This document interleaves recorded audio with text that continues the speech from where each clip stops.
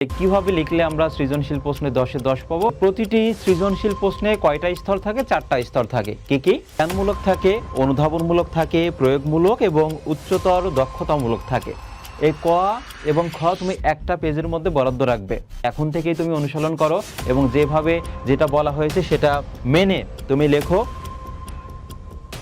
আসসালামু আলাইকুম সুপ্রিয় শিক্ষার্থীরা, আশা করি তোমরা প্রত্যেকে ভালো আছো, সুস্থ আছো।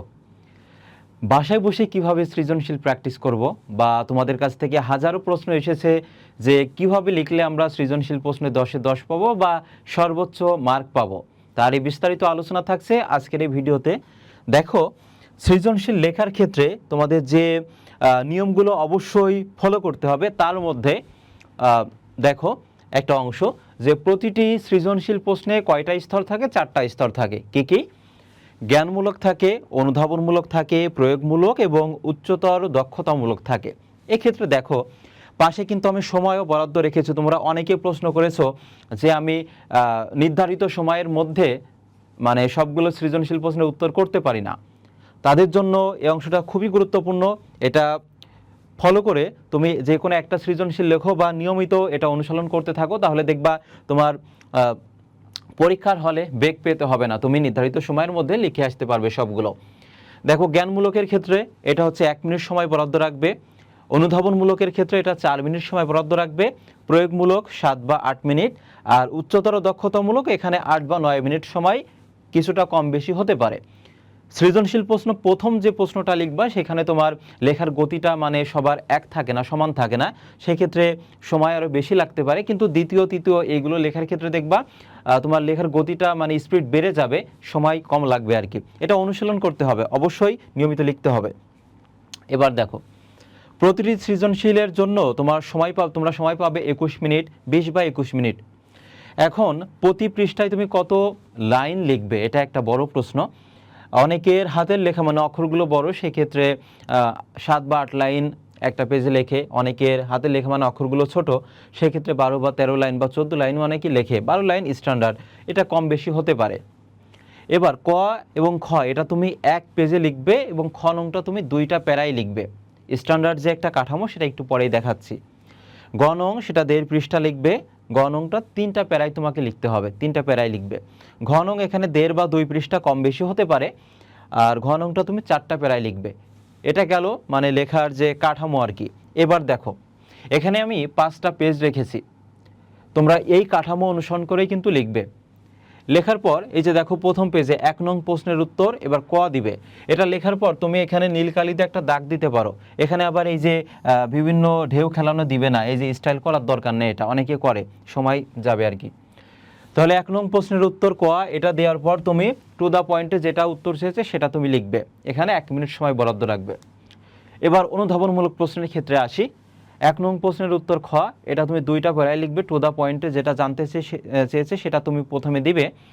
এরপর হচ্ছে 1 আঙ্গুল ফাঁকা রেখে সেটা তুমি 3 বা 4 লাইন বা 5 লাইনে সেটা ব্যাখ্যা করবে। এই ক এবং খ তুমি একটা পেজের মধ্যে বরাদ্দ রাখবে। অনেকে আবার এই যে এক পেজে লিখে পরের পেজে যে আবার এই পর্যন্ত লেখে 1 লাইন, এটা মানে ভালো দেখায় না আর কি। এবার আসি গ এর ক্ষেত্রে।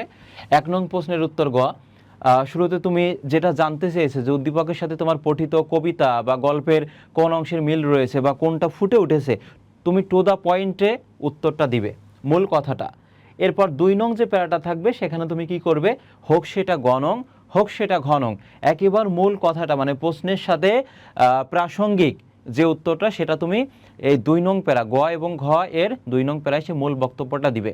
তুমি মূল বক্তব্য কোথায় পাবে সেটা ধারাবাহিকভাবে আমাদের পেজে পোস্ট করব সবগুলোতে, এবং আমাদের পেইড ব্যাচে তো বিস্তারিত আমি পড়িয়েছি।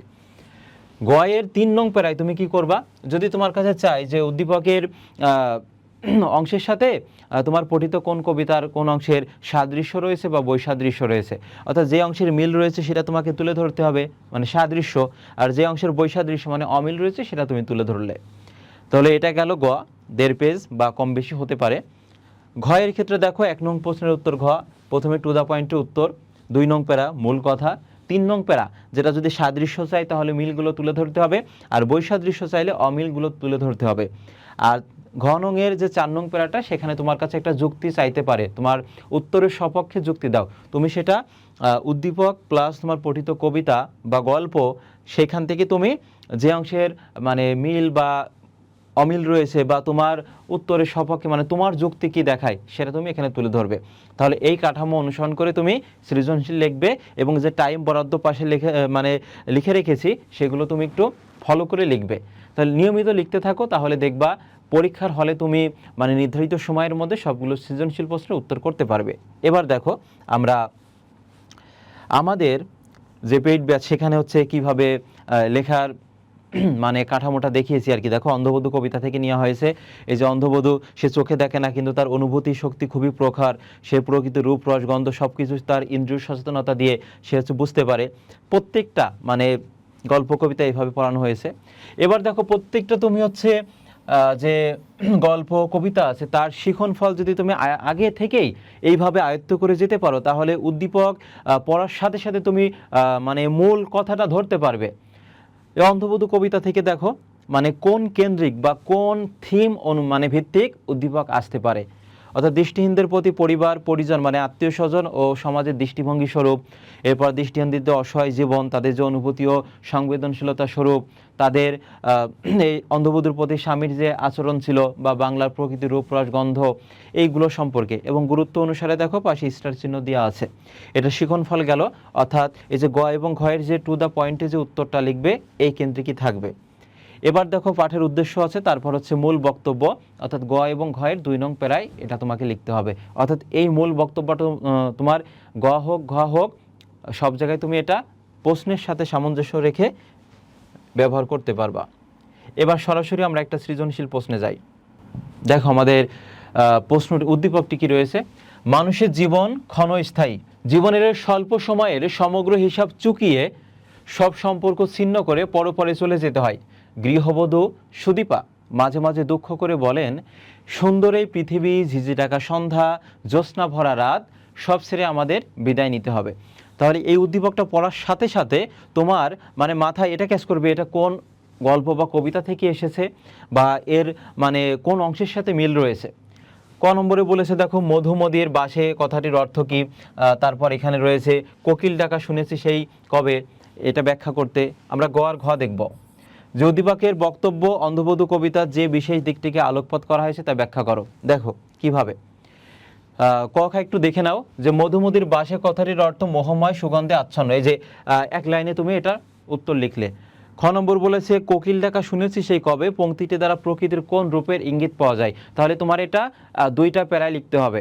খ নং প্রথমে টু দ্য পয়েন্টে লিখবে যে কোকিল ডাকা শুনেছি সেই কবে, এই পংক্তিটি বা এই লাইনটি দ্বারা প্রকৃতির যে ঋতু বদল, যে 6টি ঋতু রয়েছে সে প্রত্যেকটা ঋতুর আলাদা আলাদা স্বতন্ত্র বৈশিষ্ট্য আছে, মানে নিজস্ব বৈশিষ্ট্য আছে, সেটা ইঙ্গিত পাওয়া যায়। এই যে তুমি টু দ্য পয়েন্টে লিখলে 1 আঙ্গুল ফাঁকা দিয়ে এটা 3 বা 4 লাইনে ব্যাখ্যা করবে। ক এবং খ তুমি একটা পেজে লিখবে এবং এখানে সময় বরাদ্দ রাখবে 5 বা 6 মিনিট। ক খ গেল। এবার গতে কি বলেছে দেখো, উদ্দীপকের বক্তব্য অন্ধবধূ কবিতায় যে বিশেষ দিকটিকে আলোকপাত করেছে তা ব্যাখ্যা করো। অর্থাৎ যেই উদ্দীপকের সাথে তোমার পঠিত কবিতার কোন অংশের মানে মিল আছে আর কি, সেটা তোমাকে তুলে ধরতে হবে। অর্থাৎ এই যে অন্ধবধূর নির্ভর অঙ্গরতার মানে হচ্ছে অন্তরঙ্গতার, মানে প্রকৃতির সাথে তার যে একটা মিশে যাওয়া, এই বিষয়টা কিন্তু তার প্রতিফলিত হয়েছে। অন্তরঙ্গতা মানে খুবই ঘনিষ্ঠ সম্পর্ক, এটা তুমি টু দ্য পয়েন্টে লিখলে। এবার 2 নং প্যারায় তুমি হচ্ছে কি করবা, মূল বক্তব্য দিবে। 3 নং প্যারায় এটা হচ্ছে কোন অংশের সাথে সাদৃশ্য আছে অর্থাৎ মিল আছে সেই বিষয়গুলো এখানে তুলে ধরবে।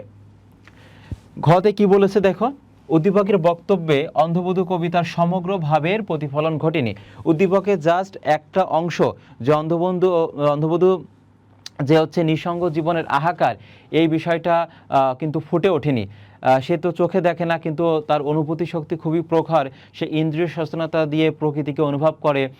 তারপর তার স্বামী তার তেমন খোঁজ খবর নেয় না, অর্থাৎ তার নিজের কাছে নিজেকে অনেক মানে বোঝাস্বরূপ মনে হয়। অনেক সময় মনে হয় সে যদি পা পিছলিয়ে সে পুকুরে যদি পড়ে যেত তখন তার এই যে অন্ধত্বের অভিশাপটা ঘুচে যেত। অর্থাৎ তার যে নিঃসঙ্গ হাহাকার যে জীবনটা, সেই বিষয়গুলো কিন্তু উদ্দীপকে ফুটে ওঠেনি। এই ক্ষেত্রে আমরা বলতে পারি যে উদ্দীপকে অন্ধবধূ কবিতার সমগ্র ভাবের প্রতিফলন ঘটেনি। এটা তুমি লিখবে। 2 নং যে প্যারা থাকবে সেটা হচ্ছে মূল কথা। 3 নং প্যারা মানে কোন কোন বিষয় উদ্দীপকের সাথে মিল আছে সেটা তুমি এখানে দিবে। আর 4 নং যে প্যারাটা সেখানে হচ্ছে তোমার একটা লজিক তুলে ধরবে। দেখো এখানে অন্ধবধূ কবিতায় দৃষ্টিহীন মানুষের ইন্দ্রিয় সচেতনতার দিকটির পাশাপাশি তাদের যে মনোকষ্ট, মনের যে কষ্ট, তাদের যে হাহাকার সেটা ফুটে উঠেছে। অন্ধবধূ চোখে দেখতে পারে না, কিন্তু সে অনুভবের জগৎ দিয়ে, তার ইন্দ্রিয় সচেতনতা খুবই প্রখর। সে সেই তার অনুভবের জগৎ দিয়ে প্রকৃতির যে রূপ রস গন্ধ সম্পর্কে সে জ্ঞান রাখে, এবং সে যেটা হচ্ছে এই উদ্দীপকে কিন্তু ফুটে ওঠেনি। অর্থাৎ এই ক্ষেত্রে আমরা বলতে পারি যে উদ্দীপকের অন্ধবধূ কবিতার সামগ্রিক বা সমগ্র ভাব কিন্তু ফুটে ওঠেনি। এইভাবে কিন্তু তুমি উত্তরটা সেট করবে আর কি। আবারও বলছি, এই যে এই অংশটা অবশ্যই তোমরা ফলো করবে যে কোন অংশের ক্ষেত্রে তুমি কত সময় বরাদ্দ রাখবে এবং কিভাবে লিখবে। আবার অনেকে বলো যে আমার হাতে লেখা ভালো না, তাদের উদ্দেশ্যে আমার পরামর্শ হচ্ছে তুমি অক্ষরগুলো মাঝারি সাইজের রাখবে এবং এই যে মানে লাইনগুলো যাতে সোজা হয়, মাত্রাগুলো যাতে সোজা হয়, এগুলো মানে খুব ভালোভাবে খেয়াল করবে। কিছুদিন প্রয়োজনে তুমি স্কেল ব্যবহার করবে, মানে পেন্সিল দিয়ে দাগ দিয়ে নিবে, তাহলে দেখবা তোমার মাত্রাগুলো যদি মাঝারি সাইজের হয় এবং মানে লাইনগুলো সোজা হয়, তাহলে লেখা মানে দেখতেও ভালো লাগবে এবং মার্কটাও বেশি পাবে। অনেকে বলো যে হাতে লেখা কোনো ইস্যু না, কিন্তু একজনের হাতে লেখা খুবই সুন্দর, এত সুন্দরভাবে লেখে, আমাদের পেইড ব্যাচের স্টুডেন্ট আছে, তারা যখন নোট জমা দেয় অনেকের হাতে লেখা মানে অক্ষরগুলোই বোঝা যায় না, মার্কটা কিন্তু এখানে কমে যাবে। সেক্ষেত্রে এখন থেকেই তুমি অনুশীলন করো এবং যেভাবে যেটা বলা হয়েছে সেটা মেনে তুমি লেখো, দেখবা পরীক্ষার হলে তুমি নির্ধারিত সময়ের মধ্যে মানে সবগুলো সৃজনশীল প্রশ্নের উত্তর দিয়ে আসতে পারবে এবং সর্বোচ্চ মার্ক পাবে। সকলের জন্য শুভকামনা রইল। এরকম আরও যে যে ভিডিও তোমরা চাও অবশ্যই তোমরা কমেন্টে জানাবে, তোমাদের জন্য মানে সাজেশনমূলক আরও যা যা লাগবে সবগুলোই দিতে প্রস্তুত রয়েছে, তোমরা অবশ্যই কমেন্ট সেকশনে জানাবে। আজকে এ পর্যন্ত, দেখা হবে পরবর্তী কোনো এক ভিডিওতে।